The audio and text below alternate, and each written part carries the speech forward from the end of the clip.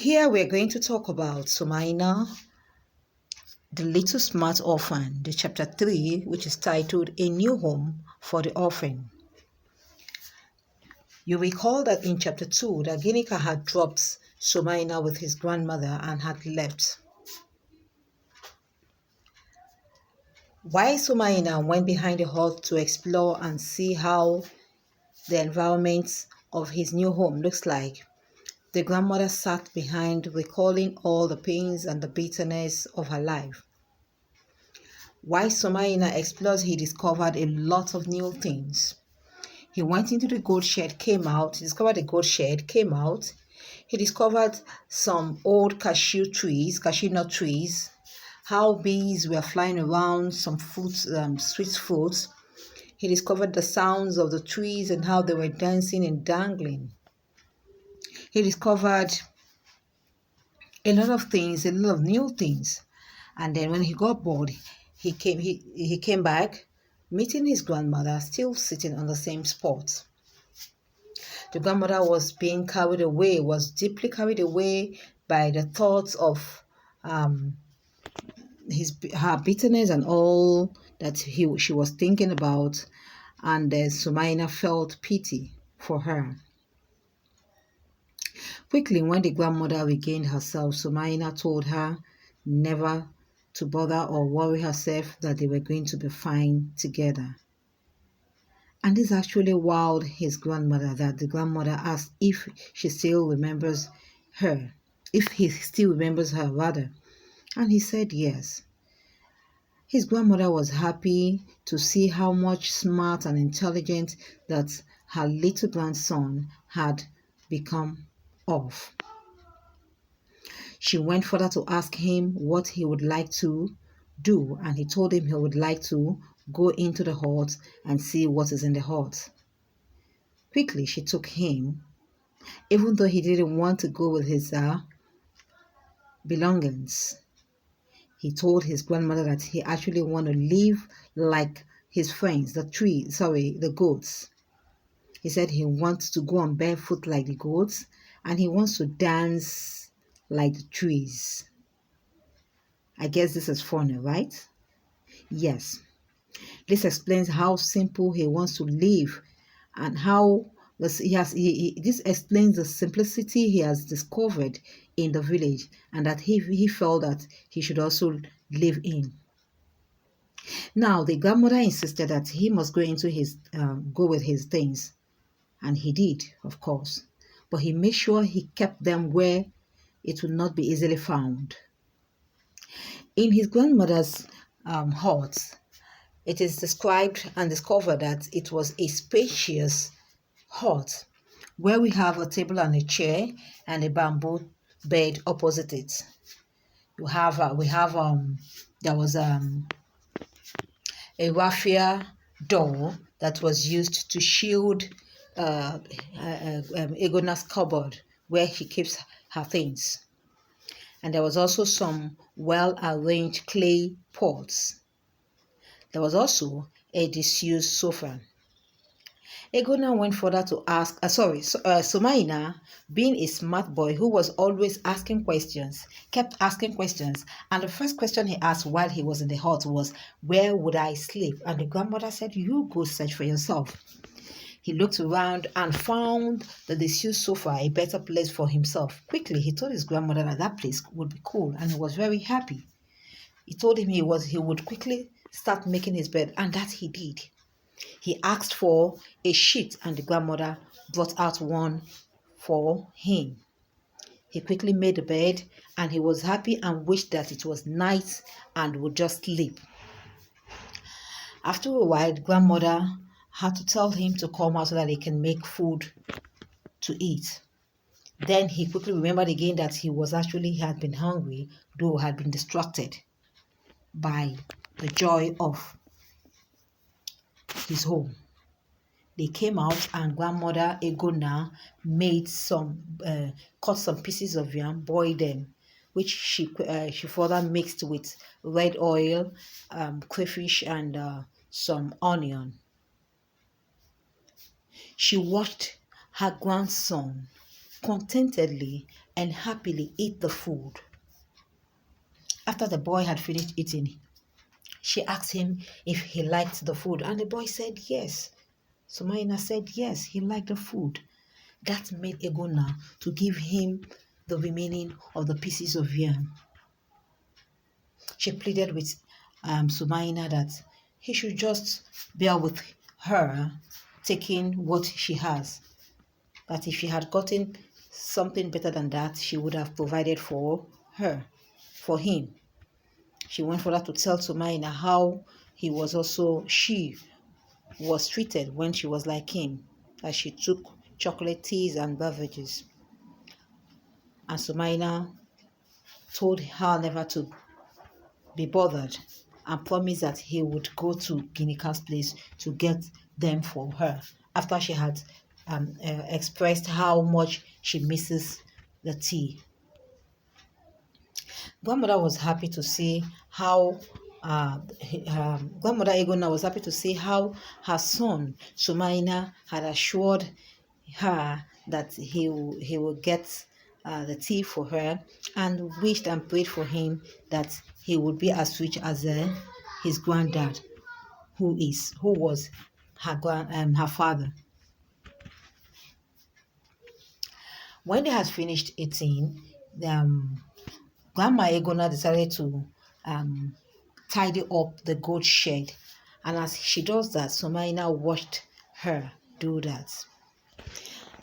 At evening time, the goats started coming in, and Somaina was happy again to see the goats come in. He began to ask different questions at different time. Like, are these our animals? Are these our goats? Are they for us? Where are they going to sleep? And Grandma was happily responding and answering him as he asked these questions. Then, when it looks like it was becoming windy, the trees were heavily dangling. There was howling and hailing. It was obvious that it was going to rain. Grandmother had to tell Sumaina to go in. But then Sumaina asked grandmother what were the names of the goats. And grandma was like, do you know, I didn't even think of giving them names. And immediately they gave them names. The black goat and the white straps was called Sempe, while the brown one was called Supepe. And Sumaina was so happy that while he was going in, he bade them good night. He called them by their names and bade them good night. He called them their friends. Grandma told Sumaina to go in and make sure that the food he has eaten gets digested before he lies down, and that she was going to stay a little bit outside. After a while, when it was becoming colder and the weather was getting more friendly, she had to come in. When she came in, she decided to see, it was dark. She decided to see how, when she came in, and I think she came in and slept off. And after a while, she stood up to be sure that the son was not afraid. The grandson was not afraid where he was sleeping, because of the rustling of the trees and how it was hailing, and like the roof was going to pull. She came to find out that her little grandson, Sumaina, was actually sleeping like a prince, sleeping peacefully on his bed. And she was very happy. She was very, very happy. That the book said she sang some songs of joy. She was very happy. When it then looked like the moonlight that actually gave her light to see how Sumaina was sleeping had come down, she went back again to sleep. So you see, in this chapter, you will recall that the villagers gossip that Sumaina may not be treated well in the hands of his grandmother. But this very chapter proved the opposite. It contradicted it. It gave it a contrary picture, a contrary opinion, a contrary one. The writer of the story has been able to maintain some level of clarity from the beginning of the story. This clarity, I mean, is that whoever may have started reading the story from chapter 1 would understand the story very well. The writer has not deviated. He has maintained this clarity that the reader understands it very well. The beginning has been the beginning and is actually climaxing. It's actually taking the story from one revelation to another. Now we see that he still maintains the simplicity, or rather the simple style that he has started from the beginning. The language is very simple to understand.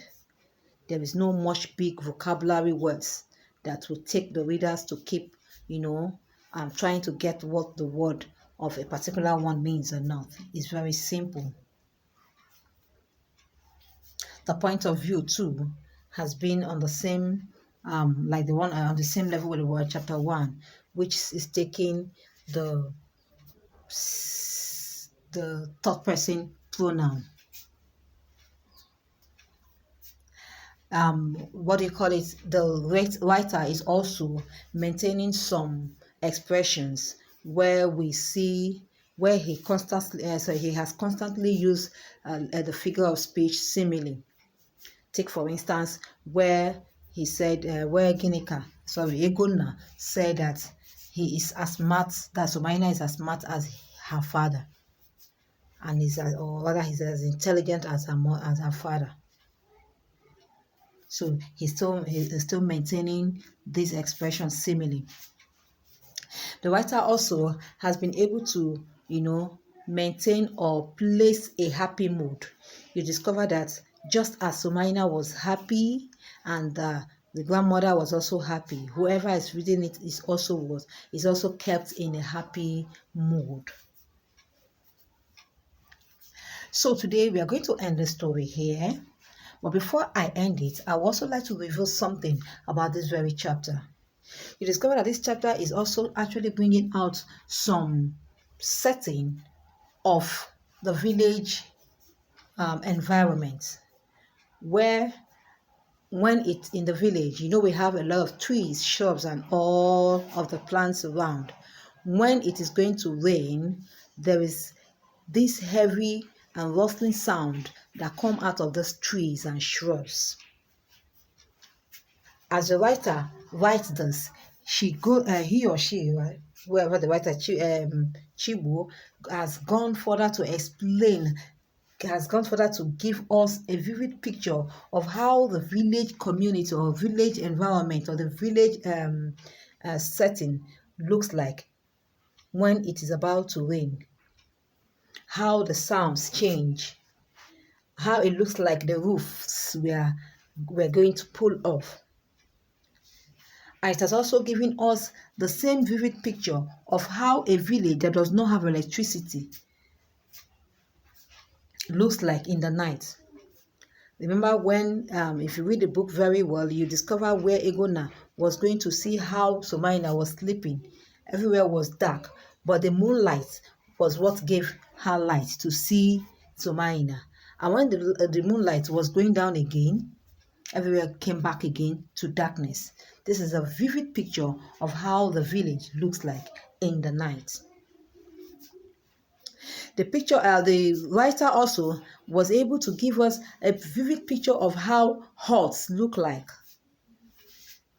In huts, you see there are things like raffia, like you say, clay pots, bamboo bed, table and chair, goat shed outside, trees, and how bees and some flies fly around them.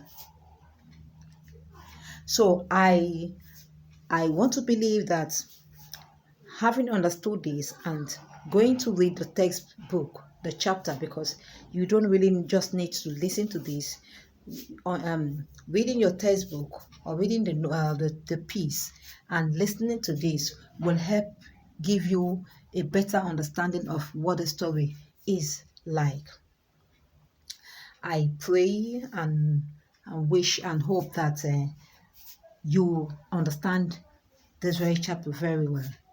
Don't forget, the language is simple. If you are to look at the features of this very chapter or the features of this prose, you can start. It's having a simple language. The style is very simple with a simple language. It's having a good plot, a good beginning, how the story has started from the beginning. The story is actually starting from the beginning as it is, yes. And is having a good and mental picture of the setting of where the story and the action has taken place, which is what a village, where you see trees, where you see animals, where you see darkness, where you hear sounds of the plants and animals and birds. It maintained it. And it has gone further to leave a happy mood. You can also look at the characterizations. In this very chapter, the two characterizations have maintained very good friendship. You can see a friendship characterization between the grandson and the grandmother, the two. You see the love and care that has existed between the two of them. You would see what we refer to as, they said, blood is thicker than water. Even though they both have not been together for many years, the very first day they have been together have shown that truly they are of the same blood. Their characterizations have proven this. Sonatina has maintained a characterization of a lovely and a smart boy. From the questions he was asking, he wants to know, he wants to explore, he wants to be happy. You could see how happy he is. You could see that he is a boy that loves nature. You could see how happy he is. You could see how he was watching the trees, how he was listening. When the weather had changed, that the trees were rustling, there was this happiness that came to him. When the goats arrived, you could see that he loves nature. His characterization shows that he truly loves nature, natural things around him. You can also see the characterization of Egona here, that it is actually contradicting, that probably what may have been making her bitter based on what was said in chapter 1 was as a result of what the opportunities she lost and how she had lived and how her son and all that. But you could see the true characterization of a happy person, Egona. Here she showed how caring she is, a caring grandmother she is. A caring grandmother. You could see and you could see that she's also a humble a humble one. Even when she had given the boy that yam and the boy she still went further to plead with the boy that if I had gotten more than this. You could see that characterization of somebody who would give when she has. And you could see how she was caring enough to go check the little boy when it was night, they were sleeping, especially when the noise of the storm was howling higher and higher. So I guess we stop here today. Today I've been able to bring out certain things, features on this very chapter. I've talked about characterization, the one I just finished now, how the two characters here have been able to show their characters. I've talked about the setting, the thing you see that makes it a village a village. I've also talked about the point of view. The writer did not include herself or himself as part of the characters. So he's using what we call the third person pronoun. Do we understand that? And I've also talked about style. His use of English is simple, that anyone can understand. And I've also talked about mood. He has left a happy mood for his readers or her readers. Thank you. We are going to stop here today until we'll meet again in chapter 4. God bless you.